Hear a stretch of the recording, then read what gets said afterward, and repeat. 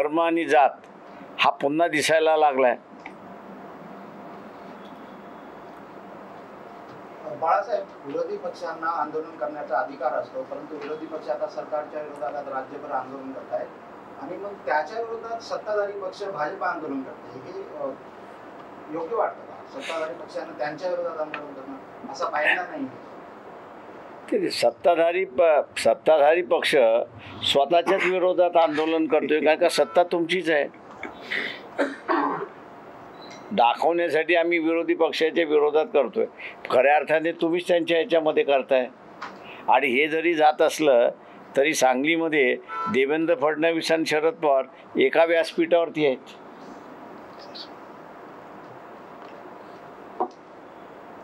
दुसरा एक प्रश्न, छत्रपती शिवाजी महाराजांच्या पुतळा पडल्याच्या प्रकरणात पंतप्रधान नरेंद्र मोदी यांनीही माफी मागितली, त्यानंतरही जे काही विरोधी पक्षाकडून आंदोलन होत आहे हे राजकारण होते। सगळ्यात महत्त्वाचं म्हणजे गृहमंत्र्यांनी अजून माफी मागितलेली नाही। आणि माझं सरळ म्हणणं असं आहे की तो पडला की पाडला याची चौकशी झाली पाहिजे। हे मी नुसते मातीवरती रचलेल्या पुतळ्यांचे, म्हणजे तो शिवाजी महाराज असतील, शाहू महाराज असेल, महात्मा फुले असतील, बाबासाहेब असतील, यांची उद्घाटनं केलेली आहेत ना, पण ते कधीच पडले नाहीत। ते तर उलट मातीचे होते, प्लॅस्टिकचे होते, त्याच्यानंतर आपलं प्लॅस्टर ऑफ पॅरिसचे होते। 45 किलोमीटर हवा आली ना तरी ते पडले नाहीत ना, आणि हा धातूचा पडला। म्हणून माझं म्हणणं आहे, पडला की पाडला। साहेब, केंद्र सरकार जातीय जनगणना करणार आहे, त्याची चाचपणी सुरू आहे अशी माहिती समोर येते। इलेक्शनच्या तोंडावरती केलेलं असणारं हे विधान आहे। ह्याचे पंतप्रधानाने आणि त्यांच्या सरकारने खोटं बोलू नये एवढं आव्हान त्यांना असणारं करतो। तुम्ही पंतप्रधान आहात, पंतप्रधानाच्या खुर्चीला आणि त्यांच्या कॅबिनेटला अशी बातमी देणं शोभत नाही। सुप्रीम कोर्टामध्ये तुम्ही ॲफिडेविट दिलेला आहे की आम्ही असणारं जातीय जनगणना करू शकत नाही।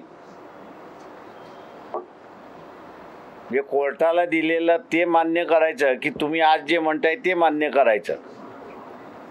तेव्हा हे पूर्णपणे सरकार खोटारडं सरकार आहे, फसवणारं सरकार आहे, थुका लावणारं सरकार आहे, एवढंच फक्त मी त्या ठिकाणी म्हणेन। येणाऱ्या विधानसभेत वंचित बहुजन आघाडी किती जागा लढवणार आहे? ती युतीमध्ये राहणार आहे की वेगळा काही विचार काही केलेला आहे आपण?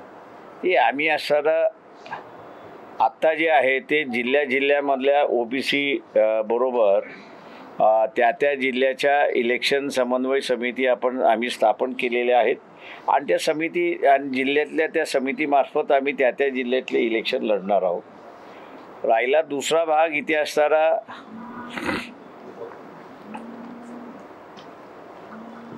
राजू शेट्टीची माझी आम्ही भेट झाली, तेव्हा राजू शेट्टींकडे मी असणारा मांडलं होतं की विभागीय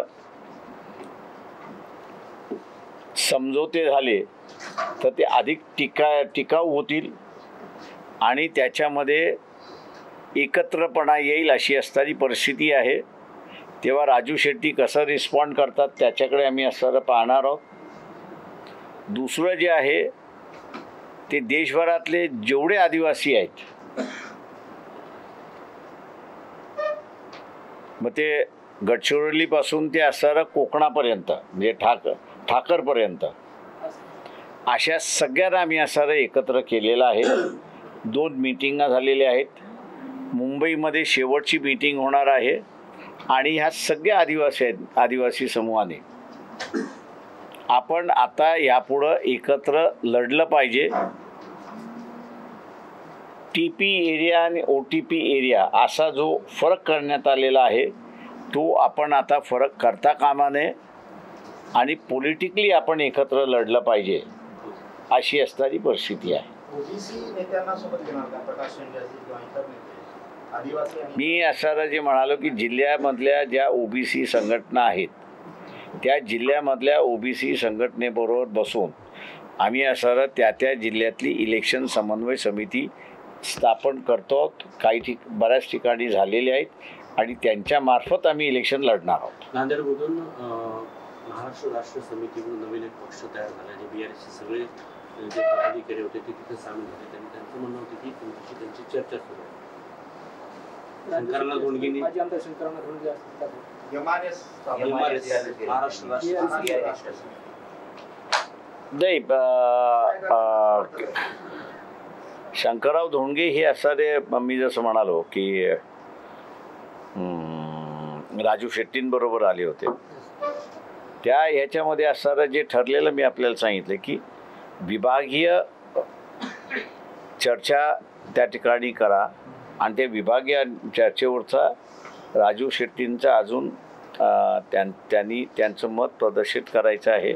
आणि पश्चिम महाराष्ट्रामध्ये ते वंचितच्या सगळ्या पश्चिम महाराष्ट्र वंचित बहुजन आघाडीची जी समिती आहे त्या समितीबरोबर ते बसणार आहेत आणि बसून त्यांचं काय फायनल होते त्याच्यावरती अवलंबून आहे. उरलेले ह्याच्यामध्ये जे आहे त्यांच्याबरोबरची अजून चर्चा काय आमची सुरुवात झालेली नाही. फक्त राजू शेट्टी बरोबरची असणारी चर्चा सुरुवात झाली.